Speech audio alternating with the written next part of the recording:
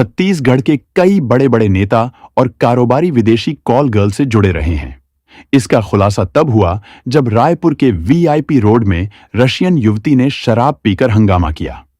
इस घटना के बाद सेक्स रैकेट का खुलासा हुआ और पता चला कि खासकर रायपुर में विदेशी लड़कियों के अलावा अलग अलग राज्यों से लड़कियों को देह व्यापार के लिए रायपुर बुलाया जाता रहा है। पुलिस जांच के बाद कुछ सफेदपोश नेताओं और कारोबारियों के नाम सामने आया है, लेकिन फिलहाल रायपुर पुलिस ने सेक्स रैकेट चलाने वाले पश्चिम बंगाल से एक दलाल समेत 11 आरोपियों को गिरफ्तार किया है। गिरफ्तार किए गए इन चेहरों को एक एक कर गौर से आप अपनी स्क्रीन में देखिए। इस बारे में पुलिस ने मीडिया को बताया कि हादसा और हंगामा के बाद रशियन युवती और सरकारी वकील भावेश आचार्य से पूछताछ और जांच के बाद पता चला कि देश विदेश से बुलवाई गई कॉल गर्ल से तेलीबांधा सरस्वती नगर स्थित होटलों में हाईटेक तरीके से देह व्यापार कराया जाता था। इसके लिए लोकेंटो ऐप के जरिए ग्राहकों को लड़कियों की तस्वीरें और रेट भेजते थे। शराब पीकर हंगामा करने वाली उज्बेकिस्तान की लड़की ने पुलिस को बताया कि वो दलाल जुगल कुमार के बुलाने पर वो मुंबई से रायपुर आई थी। रायपुर में भावेश आचार्य से मिली, जिसके बदले 27,000 दिया गया, जिसके बाद पुलिस ने सेक्स रैकेट में शामिल रवि ठाकरे और जागेंद्र उके उर्फ मोहन को पकड़ा। लेकिन मुख्य आरोपी जुगल कुमार भागकर पश्चिम बंगाल में छिप गया था, जिसे रायपुर पुलिस की टीम ने 24 परगना पश्चिम बंगाल से गिरफ्तार कर लिया है। सेक्स रैकेट का भंडाफोड़ 5 और 6 फरवरी की रात करीब 12:30 बजे वीआईपी रोड में हुए हंगामे के बाद हुआ, जहां बिलासपुर पासिंग एक कार स्कूटी सवार 3 युवकों को जोरदार ठोकर मार दी। इस हादसे में तीनों युवक बुरी तरह घायल हो गए, जिसमें एक की मौत हो गई है। हादसे के बाद आसपास के लोगों ने कार को घेर लिया। कार के नंबर प्लेट के ऊपर एक और प्लेट लगी हुई थी। इस पर भारत सरकार लिखा हुआ था। कार में विदेशी युवती, जिसका बदला हुआ नाम नोरा बताया जा रहा है। इस लड़की के साथ एक सरकारी वकील भी घटना के वक्त मौजूद था। हंगामे के चलते थोड़ी ही देर में पुलिस भी मौके पर पहुंच गई। पुलिस ने इन दोनों को थाने चलने कहा, लेकिन विदेशी युवती अपना फोन मांगने लगी। युवती मौके पर मौजूद एक पुलिस के जवान पर आरोप लगाती है कि उसने उसका फोन लिया है। पुलिस ने समझाने की कोशिश की, लेकिन युवती नहीं मानी। मौके पर कोई महिला कांस्टेबल भी नहीं थी। इस चक्कर में विवाद सुलझने में देर होने लगी।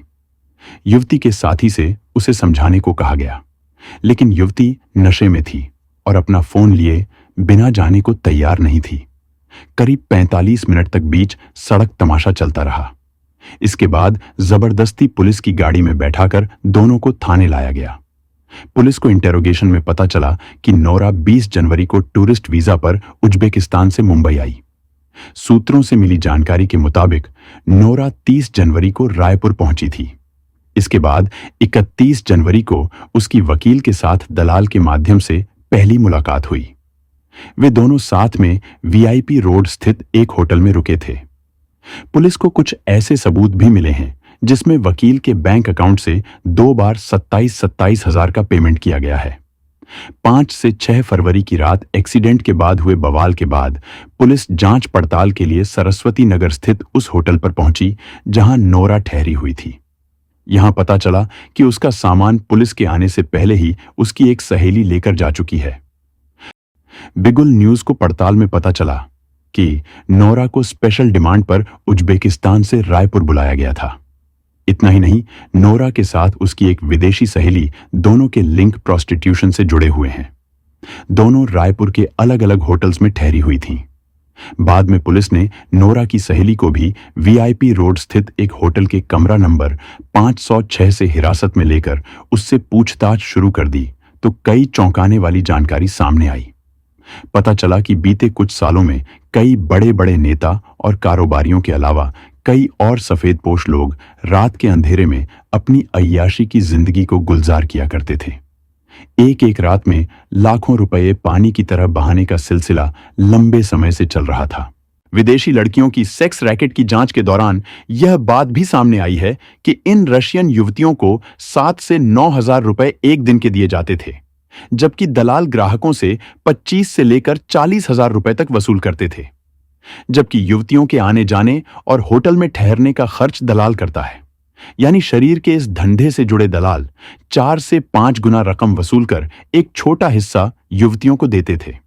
पुलिस और जांच अधिकारियों को अच्छी तरह से पता है कि कौन कौन से नेता, बड़े बड़े कारोबारी और बड़े बड़े अफसर विदेशी लड़कियों के साथ अपनी रातें रंगीन किया करते थे, लेकिन उनका नाम शायद कभी उजागर नहीं किया जाएगा।